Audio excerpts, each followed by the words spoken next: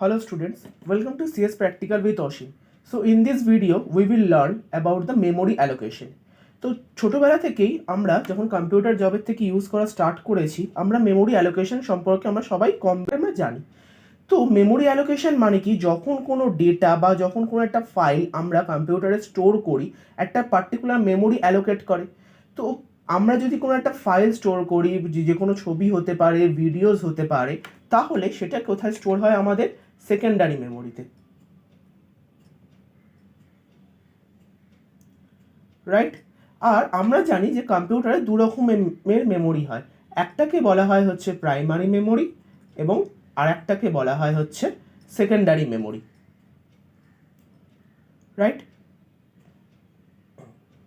তো যখন কোনো একটা ডেটাকে আমরা পার্মানেন্টলি স্টোর করতে চাই তখন সেই ডেটাটা আমাদের কিন্তু সেকেন্ডারি মেমোরিতে স্টোর হয়। কিন্তু আমরা যখন কোনো প্রোগ্রাম লিখি, একটা কোড লিখে যখন আমরা রান করি, সেটা যে কোনো ল্যাঙ্গুয়েজেই হোক না কেন, সেইখানে যে ডেটাগুলো যে স্টোর হয় সেটা কিন্তু টেম্পোরারিলি স্টোর হয়। দ্যাট মিন সেটা কিন্তু স্টোর হয় হচ্ছে আমাদের প্রাইমারি মেমোরি, এবং প্রাইমারি মেমোরির একমাত্র র্যামে স্টোর হয়। কারণ আমরা জানি কি, যে র্যামের ভেতরে যে ডেটা আমরা লিখি সেটাকে আমরা ওভাররাইটও করতে পারি, চেঞ্জও করতে পারি, সব কিছু করতে পারি। কিন্তু রমের ভেতরে যদি কোনো ডেটা লেখা হয় সেটাকে শুধু আমরা একবারই লিখতে পারবো এবং মোর দ্যান ওয়ান টাইমস আমরা পড়তে পারবো। ক্লিয়ার? তো এই মেমোরি অ্যালোকেশনের উপর ডিপেন্ড করে এবং প্রাইমারি মেমোরি অ্যালোকেশনকে জেনারেলি দুভাগে ভাগ করা যায়। একটাকে বলা হয় হচ্ছে static memory allocation, static memory allocation, এবং আরেকটাকে বলা হয় হচ্ছে আমাদের ডাইনামিক মেমোরি অ্যালোকেশন।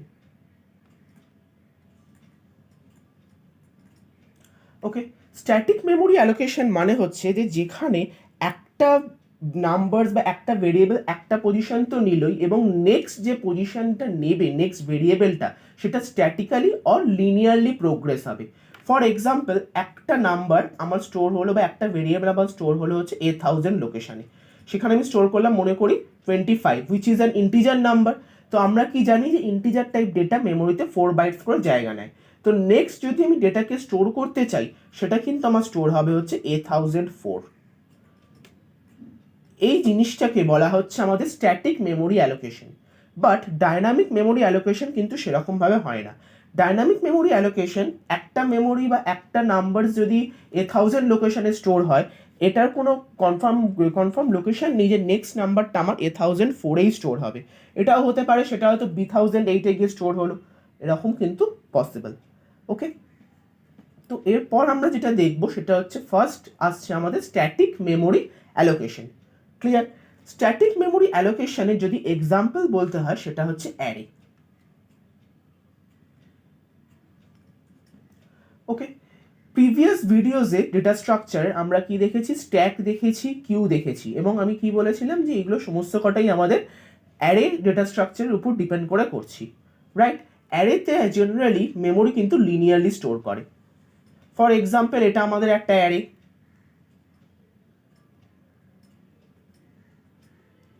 যার ভেতরে আমি 8খানা নাম্বার আমি স্টোর করতে পারবো। ক্লিয়ার? তো ফর এক্সাম্পল ফার্স্টে নিলাম 21, 35, 46, 24, 30, 15, 19 অ্যান্ড 29। ওকে, ফর এক্সাম্পল ফার্স্টেরটা বা ফার্স্ট যে নাম্বার মানে 21, সেটা রয়েছে হচ্ছে 8000 লোকেশনে। তাহলে একটু আগেই আমি বললাম যে কি নেক্সট লোকেশনটা হবে হচ্ছে 8004, বিকজ এটা হচ্ছে ইন্টিজার অ্যারে। ধরে নিলাম অ্যারের নাম হচ্ছে এ, ঠিক আছে? তাহলে এই সেমভাবে এর পরেরটা কি হবে? 8008। তারপরে কি হবে? তারপরে হবে হচ্ছে এর সাথে ঠিক 4 অ্যাড হবে। জেনারেলি আমরা কি জানি 8-এর সাথে 4 অ্যাড করলে হয় হচ্ছে 12। বাট মেমোরিতে কিন্তু লোকেশন ডেসিমাল হিসাবে স্টোর হয় না। মানে প্রথমেরটা যদি 8000 হলো, তারপর 8004, 8008 হলো, ঠিক কথা, পরেরটা 8012 হবে না, এটা কিন্তু হেক্সাডেসিমাল ফরম্যাটে স্টোর হয়। 12 মানে কি আমরা জানি, 10 মানে হচ্ছে এ, 11 হচ্ছে বি, এবং 12 মানে হচ্ছে সি। তাহলে এর পরের ভ্যালুটা আমার 8000 সি লোকেশনে গিয়ে স্টোর হবে। এরকমভাবে এটা চলবে। একে বলা হচ্ছে আমাদের static memory allocation. Clear? Static memory অ্যালোকেশনের ক্ষেত্রে আমরা কি দেখেছিলাম যে আগে মানে অ্যারের যে সাইজ সেটাকে আমাকে আগের থেকে বলে দিতে হয়, আদারওয়াইজ কিন্তু আমরা এই অ্যারেটাকে অ্যালোকেট করতে পারবো না বা ডেটাটাকে আমরা স্টোর করতে পারবো না। ক্লিয়ার? কিন্তু এতে করে প্রবলেম হচ্ছে কি, ধরে নিলাম যে সাইজ অফ এ হচ্ছে 10, বাট আমি দিতে চাইছি হচ্ছে 5খানা এলিমেন্ট, রাইট? আর আমরা কি জানি, ইন্টিজার টাইপ ডেটা মেমোরিতে 4 বাইটস করে জায়গা নেয়, so 10 × 4 that is equal to 40 bytes হলো। বাট ইউজ হচ্ছে কতটা? ইউজ হচ্ছে কিন্তু আমার 5খানার ভ্যালুর জন্য, তার মানে 5 × 4 দ্যাট ইজ 20 বাইটস। ক্লিয়ার? তো রেস্ট অফ দ্য 20 বাইটস কি হলো, আমার কিন্তু ওয়েস্ট হয়ে গেল। এই যে 20 বাইটস কিন্তু আমার ওয়েস্ট হয়ে গেল, এর ফলে কি মেমোরি অ্যালোকেশনটা আমার লস হলো। এই প্রবলেমটাকে সলভ করার জন্যই এরপর যেটা ইন্ট্রোডিউস হলো সেটা হচ্ছে dynamic memory allocation. Dynamic memory অ্যালোকেশনের ক্ষেত্রে কি হয়, মেমোরি থেকে একটা চাঙ্ক অফ মেমোরি বাইটস একটা তুলে নেয় যে মুহূর্তে আমরা ফাংশনস কল করছি। ওকে, তো ফার্স্ট নাম্বারটা ধরে নিলাম আমার এই জায়গাটায় রয়েছে, ঠিক আছে? এই ক্ষেত্রে কি হয়, একটা অ্যাড্রেস লোকেশন লাগে, কারণ আমি একটু আগেই বললাম যে স্ট্যাটিক মেমোরি অ্যালোকেশনের ক্ষেত্রে একটা যদি 1000 লোকেশনে হয়, তারপরটা ঠিক ইন্টিজার টাইপ ডেটা 4 বাইট করে জায়গা নেবে, নিয়ে তার পরের জায়গায় গিয়ে স্টোর হবে। ডাইনামিক মেমোরি অ্যালোকেশনে কিন্তু সেটা হয় না, একটা যদি 1000-এ স্টোর হয় তারপরটা অন্য জায়গায় স্টোর হতেই পারে, এর ফলে কি একটা লিঙ্কের দরকার হয়।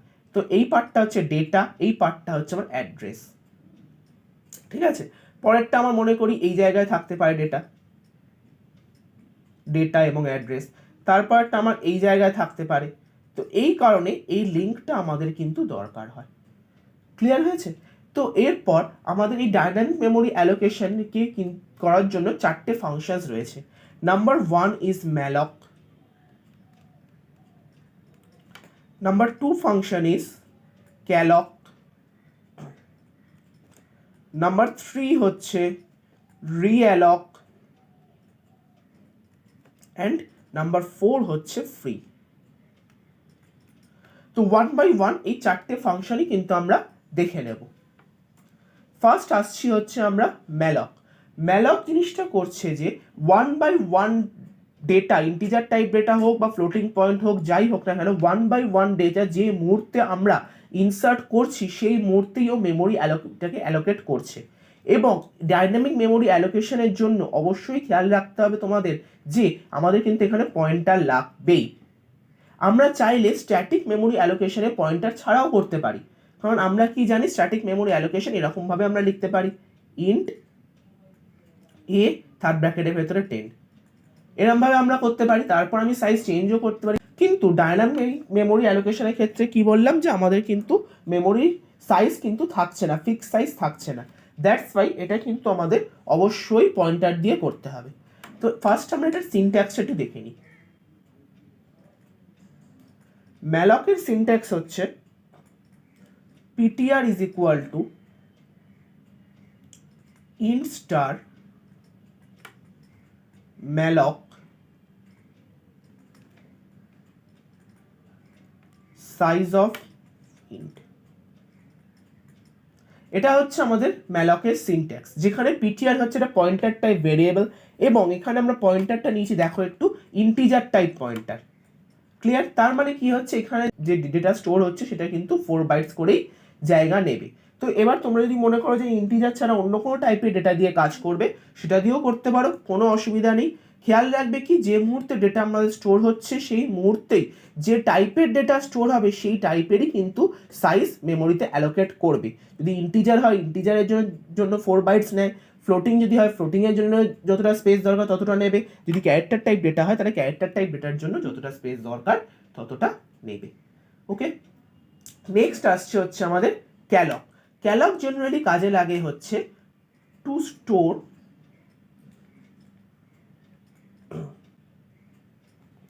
An array.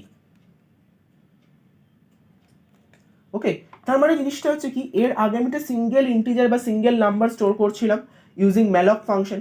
ক্যালকের সাহায্যে আমরা more than 1 number at a time store করতে পারি। মনে করলাম যে আমার অ্যারের ভেতরে 5খানা এলিমেন্ট ইনসার্ট করব, এই 5খানা এলিমেন্টকে একসাথে স্টোর করার জন্য কিন্তু আমাদের ক্যালক ফাংশনটা কাজে লাগবে। এবং এটার সিনট্যাক্স হচ্ছে